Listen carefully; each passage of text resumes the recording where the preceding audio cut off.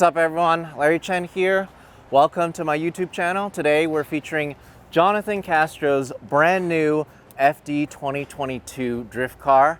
Those shades just go on at the perfect timing. The perfect timing. Just ain't care. Amazing. Thug life, all of that. So we are in Long Beach. We're on the track. We're literally on the track. So this is a brand new ground up build from a bare chassis. You've had your old car for how many years? I had my old car for 4 years, and it was a platform that really teach me a lot. I learned a lot from the car, but we're always looking to get something that right in the good level of driving power. Of course, you know what happened, COVID, that changed all the plans, and we were waiting for this car to come out. Okay. Oh, so you were actually planning on doing this earlier? Oh yeah. We've been planning about doing this for the past 2 years. To change the car, to get something more power and just more reliable. And yeah, that's what really changed was the timing, like getting the parts, getting the car. Yeah. It took us more than a year. First of all, before we get into the car, you were only one of 2 inline 4 cars left in Formula Drift, right? Yes. So it was you and Ryan Turk, yep. And both of them were running the Toyota 2AR platform, which honestly I think is a minivan motor, right? Yes. We are the only 2 guys. Ryan had I believe the stronger version. I have the old Freddy setup. It have a little bit more RPM, dry sum, so you could push a little more. For me to go to that direction was a very risky, so we decided to go something more, I believe that we speed more proven, more torque. I was looking for something more stronger. I was in something different. Mm-hmm. And I don't know if you guys saw it, but I'm sure you're gonna see it. Steph built this car in 6 weeks. Okay, so he actually did a full video series on it. Yes. Okay, and he's gonna talk about the fact that from bare chassis to Formula Drift, 6 weeks, it's gonna be something else to see. You know, I love watching Steph's videos. Yeah. But you know what? Let's do a quick overview right now. Let's talk about it. Another thing I wanted to talk about, you are the only Dominican Republic driver in Formula Drift. Yeah. Is drifting pretty popular in the DR? Yeah, the drifting is a great platform. It's a great scenery back home. I'm one of the pioneers. There's 4 guys. We start with this. Start growing up, getting better and better, and this thing is great. Like everybody loves cars, everybody loves car spinning. There's a lot of street racing. We're trying to take that to the track, and that's how it got more popular because people got access to that. And myself, I got to go to Japan to see how things went. Japan was great, and then decided to go do FD. It's been taking me quite a while to get into the level 4. I believe the series in the Dominican Republic was not as high as the level right away to compete on the I'll say Pro right away. I would rather, I'll talk about that openly. I would love to have Pro 2, so I can kind of teach me some of the things, car setup, the level driving, all the speed, all that. That's something that we were lacking in the Dominican Republic, and I believe we needed that. We needed that transition. So now the series have built like Prospect. That which I believe is the best way to enter FD. You do good in Prospect, you know the car's set up, how things work here, everything. It will keep you prepared for the actual Pro Series, but you have to build a good car, and that's, I believe, is what we're doing right now. So yeah. We just build a very nice, amazing, and beautiful build. Another thing, you are obviously a native Spanish speaker, so your presence, online, YouTube, your social media, you're actually really speaking to the Spanish-speaking drift crowd. Yes, I am, I believe, the only Latino in the series, if I'm not mistaken, as it is right now. I'm the only one who speaks Spanish in the series right now. And I tried to bring my native, where I am from, and take what we're doing here, showing people that it's possible, showing people that what is this? And I've been traveling some other places, Costa Rica. Now it just came out from Uruguay, literally, figuratively. We were building a FD spec car with a track, and all those guys, which they have a beautiful passion for the sport, and they are injected with the love of the sport. And I believe that's translated to what I'm trying to do here in Spanish, like trying to bring people who speak Spanish closer and closer to the series. And I believe that's paying off. I think we're going in the right direction. All right, let's dig into it. So the main change, of course, of this is inline 6 turbo motor. The crazy thing about this is This is the B58 out of the A90 Supra. Yep. Why did you not go 2J? I have a 2J GT86 in Dominican Republic. That's my practice car. It is a great engine. It is a great platform, but this is the future.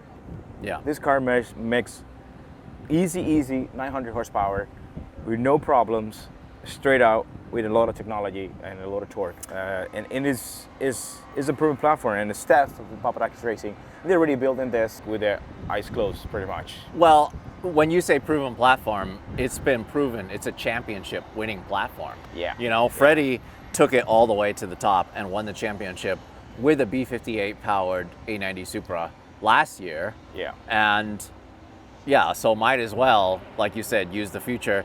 And the crazy thing to me is that it is so shoehorned in here.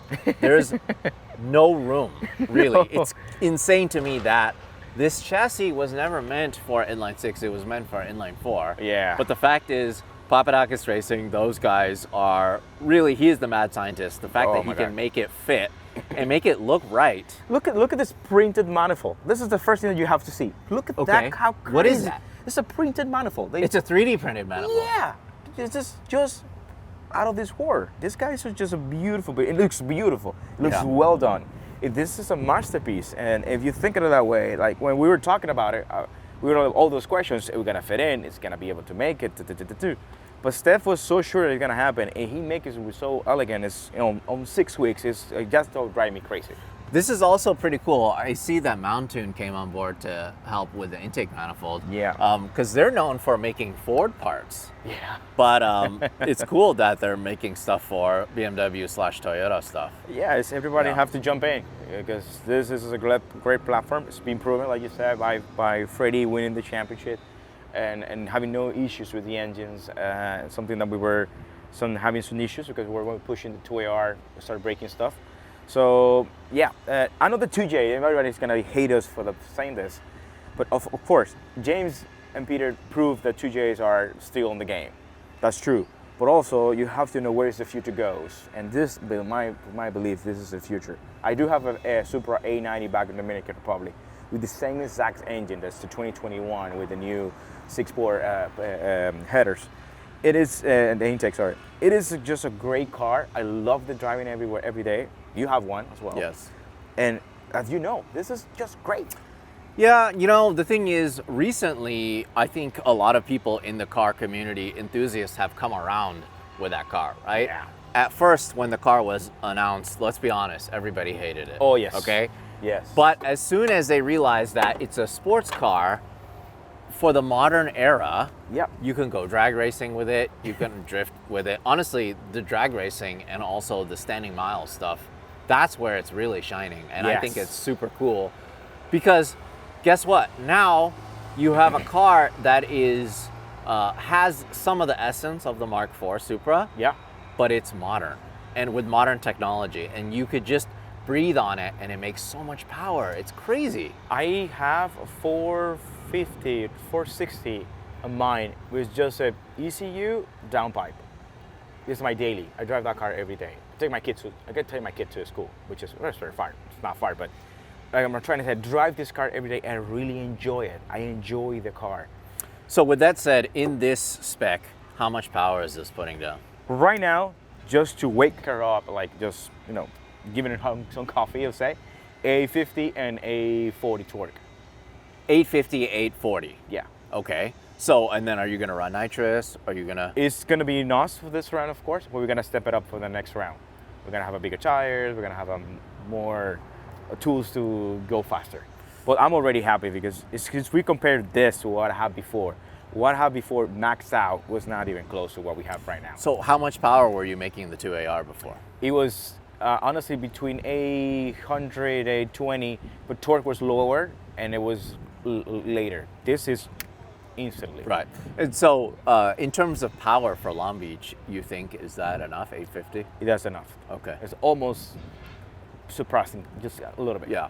For the tires that we're running, of course. Right. Okay. So let's put the hood down and let's kind of talk about the body, because this is the first Rocket Bunny body that I've seen for the Toyota 86. So Mirasan, he's a visionary. You know, I always yeah. love to talk about the fact that he changed the game for Yes. car culture. He changed tuning Yeah. in general. Yeah. And so you had Mirasan commission this body kit. Is this one-off, or what's the story about this body kit?